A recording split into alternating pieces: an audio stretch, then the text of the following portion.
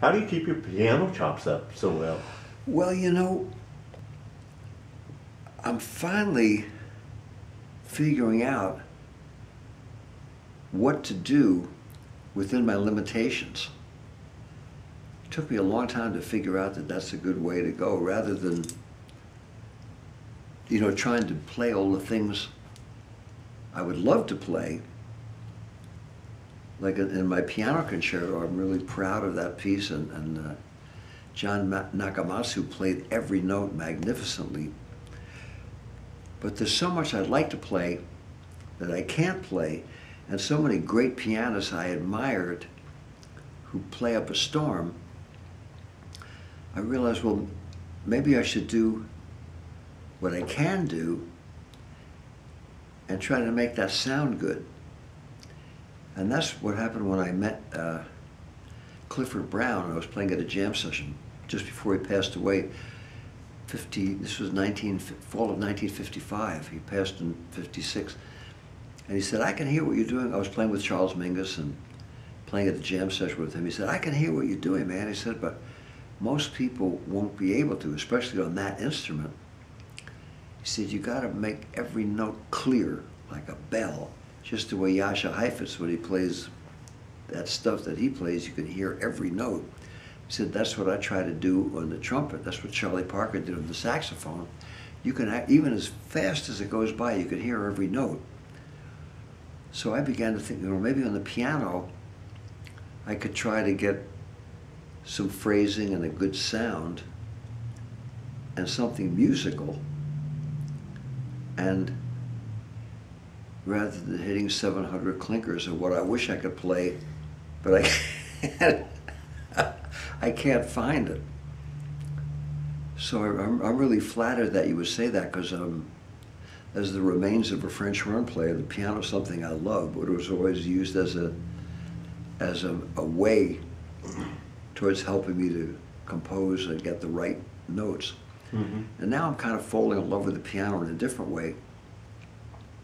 And the last year or so, I figured I'm getting closer. Guitar player? Oh, John Inman. John Inman. Yeah. Yeah, John Inman. And you in Summertime that you did last night, I really enjoyed. Oh, thank you. There were little subtle things, but they were really nice. Well, he's a consummate musician. Yeah, he's a great player, and playing jazz has taken him just a little out of his element, isn't it? Yeah, well, he always said I'm not a jazz player, but I said, John, I said, you're a great player. You don't need the category, you just play what you hear and feel. I said, that's the best anybody can do.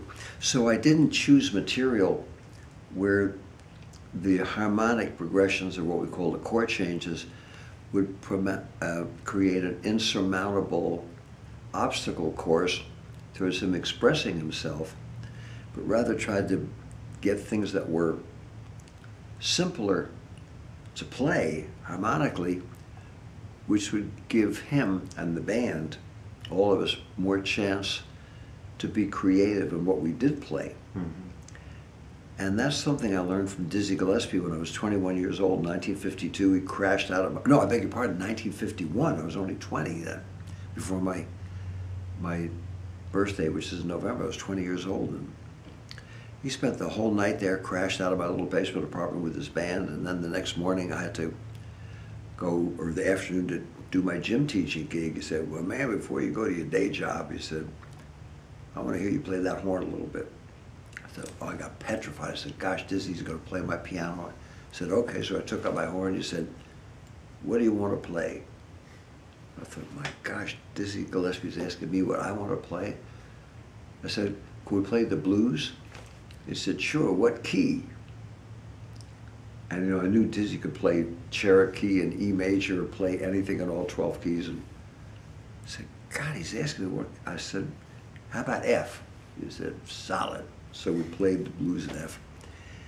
Years went by, and after that, every time I saw Dizzy, I noticed whatever the situation, he would try, especially with younger people, or people that were not necessarily in the same world he was in, which hardly anybody was, because he was always ahead of the rest of us.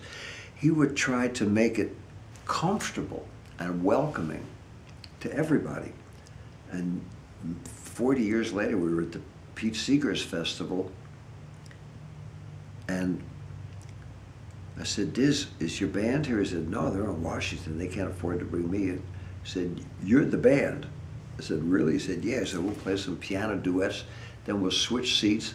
Then you pick up the horn and play, then I'll play the trumpet and play. He said, by the second number, someone will want to come up and play with us.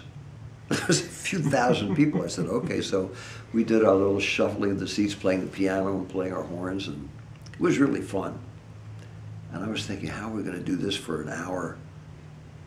So after that, our first piece, Diz said, anybody want to play with us? And a group of young women who had a percussion ensemble said, yeah, Diz, we'd like to play with you. I forget the name of the group. It was wonderful. She said, what do y'all want to play? And they said, well, can we do Night in Tunisia? Because they knew Dizzy, and we said, sure.